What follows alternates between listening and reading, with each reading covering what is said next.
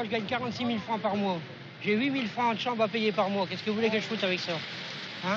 8 000 francs de chambre à payer tous les mois, je gagne 46 000 francs par mois. Hein? Et si tout le monde y faisait grève d'un coup, ben ça ne durerait pas longtemps parce que le gouvernement serait obligé d'accoucher. On peut vous demander combien vous gagnez? Bah oui. Mmh. Je passe à la paye avec tout compris. Avec les primes, sans prime ni rien, 42 000. Évidemment. Je fais une deuxième journée. Faites une deuxième journée? Oui, monsieur. Pour pouvoir vous en tirer? Ah oui. Et vous faites combien d'heures de travail?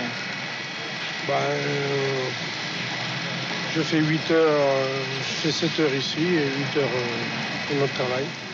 Parce que les cheminots, ils sont lésés. Oui. Hein, des salaires de famine. Oui, j'arrive. Vous avez eu votre grève, vous n'avez pas eu entièrement satisfaction? Ah non, aucunement. Vous allez remettre ça? Quand il le faudra, tout de suite, on est prêt avec sa 4 heures. Aujourd'hui, c'est la grève de l'électricité. Comment vous êtes solidaire avec les compagnies de... Évidemment. Comment vous voyez l'avenir? Pas joli. Parce que, vous savez, moi je me demande comment ça va se terminer. Parce qu'avec les guignols qu'on a là-haut, hein, faites ma confiance. Oui, je m'en vais, je m'excuse, je leur dis, je fais un train. Moi, j'ai pas d'opinion. C'est rien? Non, absolument rien. Ça vous est venu avec l'âge, avec la sagesse? Ouais, non, je crois, oui, plutôt. Quand vous avez 20 ans, vous avez des opinions? Voilà. Je ne sais pas, je ne saurais pas quoi vous dire, parce que vous savez, on n'a pas le droit de dire ce qu'on pense. Vous avez l'air un peu dégoûté de ce qui se passe. Si je suis dégoûté. Ah oui. Ah, mon pauvre ami. Ah ben, c'est une opinion. C'est une opinion, oui. Vous pouvez dire que je suis dégoûté, si vous voulez le savoir. Et je suis pas le seul, certainement pas. Parce que moi, j'ai tiré 4 ans de lac pour voir ce que je vois, hein, mon pote. Alors le mois de mai, pour nous en France, ça ne s'est pas traduit par un certain nombre d'événements. Non, ça c'est pas avantagé toujours. Ça s'est pas avantagé, mais est-ce qu'il y a eu des événements? Qu'est-ce qu'on en retient? Je m'en souviens pas, moi. Je ne peux pas imaginer tout ce qui s'est passé. C'est ça qui est intéressant, ce dont on se souvient maintenant. En fait principaux, moi je m'en souviens de rien. Oui, ce qui frappe l'opinion, c'est... Ah puis alors les grèves, quoi, les grèves tournantes et le malaise social. Alors ça, est-ce que pour vous c'est un point négatif ou un point positif? À quel sens, point négatif? Est-ce que vous considérez que c'est une bonne chose ou une mauvaise chose? C'est toujours pareil, c'est toujours la faiblesse du gouvernement, à mon avis, qui est la cause de tout ça. Il n'y a pas de doute. Parce que c'est inadmissible qu'il y ait des grèves. Qu'est-ce qui en supporte les conséquences des grèves? C'est l'ouvrier. Bien sûr, on dit le gars, mais regardez mes mains, regardez mon pouce, regardez un petit peu comme je suis arrangé. J'ai 60 ans, je suis encore obligé de travailler, puis la retraite, elle n'est pas encore pour demain. Alors, devant tous ces trucs-là, le gars, il se met en colère et puis il dit, je fais grève, j'ai que ce moyen-là. Il a que ce moyen-là, le gars, de faire la grève. Il peut pas aller se battre avec le patron, non. Il dit, on veut pas me donner de quoi manger. Je demande que de quoi manger, de quoi pas être comme ça. Mes gosses soient... Regardez mes godasses, elles sont même pas... Bon, ben... Alors là, on peut qu'approuver ces gens qui... Par exemple, moi, j'estime que ces gens, en ce moment, ils font la grève, mais ils font la grève pour moi aussi. Et tout à l'heure, vous posiez la question, même celui qui utilise le chemin de fer ou le métro, voire l'EDF, comprend très bien la situation et n'a pas de raison d'en vouloir à un employé. Ça, vous pensez qu'il y a une solidarité, finalement, c'est normal. Sur les revendications? Oui, c'est exact. Et à part ce problème spécial des revendications de salaire et des grèves, est-ce qu'il y a eu autre chose qui vous a frappé pendant le mois de mai comme événement important? L'événement important, en dehors des questions sociales, c'est tout de même la température, si on peut dire, le temps du mois de mai. Oui, parce qui était particulier. Bon. Et à part ça? Naturellement, il y a d'autres événements que... Il est préférable d'austère. Ah, il est préférable d'austère. Oui. Ça vous paraît pas inquiétant? Enfin, autrefois, les Français aimaient bien parler des événements politiques. C'était même leur principal sujet de conversation. Maintenant, quand on leur en parle, ils disent, oh, vaut mieux austère. C'est un changement, ça, non? Non, vous savez, remarquez qu'on pense tous pareil, hein, vous savez. Je ne pense pas. Je ne pense pas. Vous pensez pas? Mais c'est la suprême sagesse. Mais comment faites-vous? Vous connaissez, comme les bouddhistes, je fais le vide en moi. C'est pas difficile. Ne rien voir, ne rien dire, ne rien entendre. Enfin, Vous y arrivez vraiment? Il y a un peu trop de bruit quand même. Non, je veux pas parler à votre radio. Votre radio, c'est une radio de prostituée. Elle est prostituée au gouvernement, la radio. C'est pas la radio du gouvernement, non, sans blague. Tant de valets à la télévision, la radiodiffusion française. Il fait son métier, vous n'avez pas besoin de là. Ça fait rien. Ben justement, si j'ai l'occasion de dire ce que je pense, moi je vous dis que les Français sont des inconscients et que nous allons à une autre guerre. Ben là, qu'elle est en Russie, elle verra bien. Oui, ben si je connaissais la langue, j'irais en Russie. Si j'avais 20 ans de moins, j'irais en Russie. Vous reviendrez bien vite de Oui, oh, oui, oh. Ben évidemment. Oui, vous en faites pas. Vous y êtes allé. Il n'y a pas besoin d'aller dans un pays pour le connaître, vous savez. Si, je suis allé aux États-Unis. Oui, vous êtes allé aux États-Unis. C'est l'opposé. Oui, c'est l'opposé.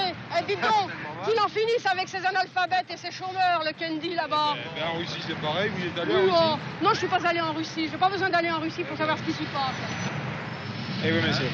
Attendez, quel est l'événement le plus important du mois de mai? Moi, c'est les pommes de terre qui ont atteint 220 francs. Je trouve que c'est un résultat absolument remarquable.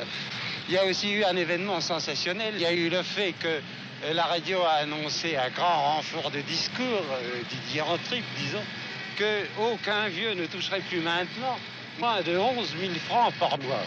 C'est quelque chose qui est absolument réjouissant.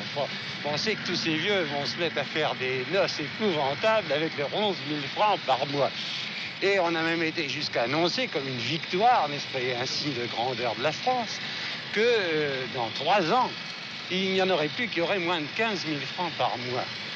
Ben, je trouve ça absolument sensationnel. Et pour moi, comme pour d'autres, le reste n'est que péripétie à côté de cette grande victoire remportée par les vieux. Et alors, qu'est-ce que vous attendez des mois qui viennent? On espère toujours une petite amélioration, surtout des conditions de travail. Ouais.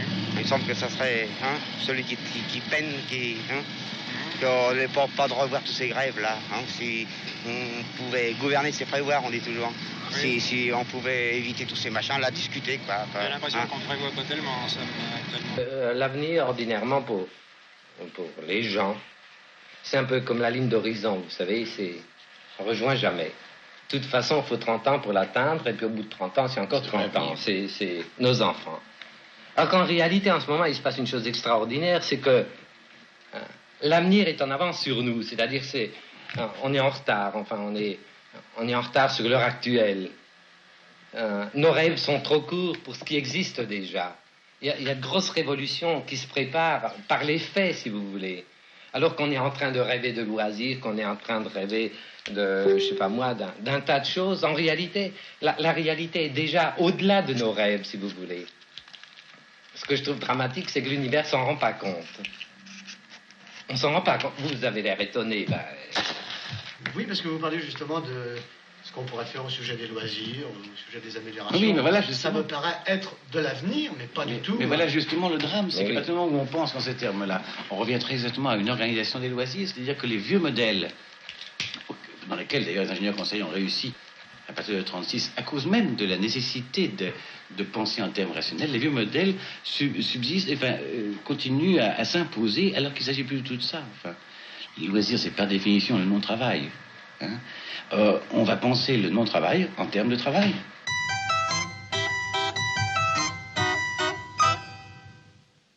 Je vois ça beaucoup plus simplement. Il me semble que petit à petit, on arrivera par le machinisme, par l'automation, l'automatisation, comme vous voudrez. Je ne pas sur les termes. On arrivera à faire que la semaine de 40 heures passera à 30 ou à 25. Et à ce moment-là, automatiquement, le travailleur aura plus d'heures à ne pas travailler. Oui, mais c'est un problème grave. Vous êtes un exemple des freins qui existent contre les loisirs, en disant petit à petit on arrivera à 30 heures. Vous savez qu'actuellement on pourrait déjà arriver à demain on pourrait instaurer la semaine de 30 heures. Il n'y a que des obstacles moraux. Dans beaucoup d'industries, on a dépassé les structures de lutte contre la rareté, c'est tout ce qui caractérisait le 18e et 19e siècle, c'est-à-dire le fait que si on ne travaillait pas, on crevait, quoi. On a tout à fait dépassé dans beaucoup d'industries, mais on fait comme si on ne l'avait pas dépassé. C'est très important de savoir qu'en fait, effectivement, beaucoup d'industries pourraient travailler 30 heures par semaine, par exemple, mais ne le font pas. Les freins en question dont vous parliez, tout simplement, c'est que le patron n'a pas intérêt. C'est pas le patron. Mais non, absolument pas. C'est les gens, les Français moyens, vous comme moi. Là, vous voyez comme vous êtes réticent vous-même. Vous ne prenez pas tout à fait au sérieux. Je ne suis pas réticent du tout. Je souhaite qu'on travaille le moins possible et qu'on se repose le plus possible. C'est un souhait. Tout le monde en est là. Tout le monde en est là. Que faudrait-il faire pour que ce souhait se réalise? qu'il faudrait-il faire? Vous voyez, ce conditionnel déjà... Alors que faut-il faire? Ça me choque. Qu'est-ce qu'on fait? Non. Comment se fait-il qu'on ne le fasse pas?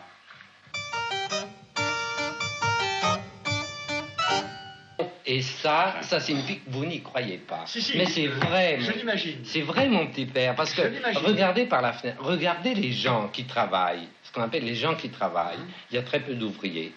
La plupart des gens, que font-ils?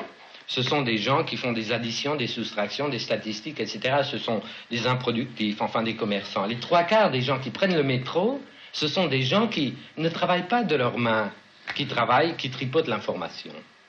Eh bien, actuellement déjà, il existe des machines... Ces machines sont actuellement tellement mal utilisées que c'est comme si elles n'existaient pas.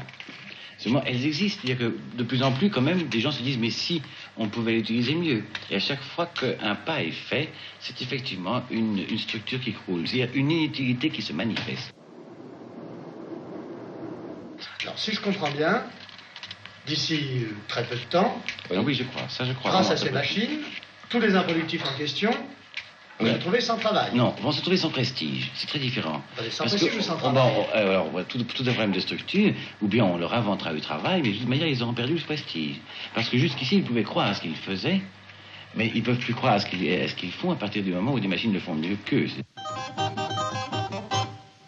Mais il y a déjà eu une surprise pour l'abonné du gaz ou de l'électricité, c'est d'avoir ces petites fiches perforées. Et il a eu l'impression qu'on le volait, qu'on le trompait, qu'il n'avait plus le moyen de vérifier. Il ne vérifiait pas du reste avant. Oui, est-ce que par la suite, on ne va pas être appelé, si ces machines prennent de plus en plus d'importance, à ne plus rien comprendre? Ça, alors, vous posez un autre problème qui est qu'il est possible que le monde de futur se divise en deux clans terriblement contrastés, qui sont les initiés et les non-initiés. C'est évidemment un problème.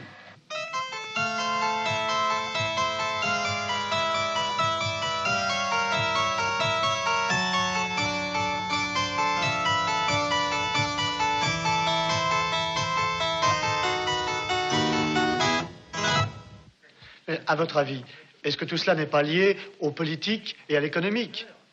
C'est pas lié parce que nous sommes encore dans des structures très caractéristiques d'économie de pauvreté, d'économie de rareté, d'économie dans laquelle... Comment sortira-t-on de ces structures? Je crois que ça éclatera tôt ou tard, quoi. Bien sûr, nous avons un frein énorme qui est le tiers-monde. Il est évident qu'il est inimaginable à l'heure actuelle de penser à s'acheter un 3e ou 4e réfrigérateur si nous savons que toute une population est en train de crever de faim. Bon, mais nous savons aussi que les moyens biochimiques nous permettent, si on voulait, de nourrir toute la population du globe sans tellement de difficultés.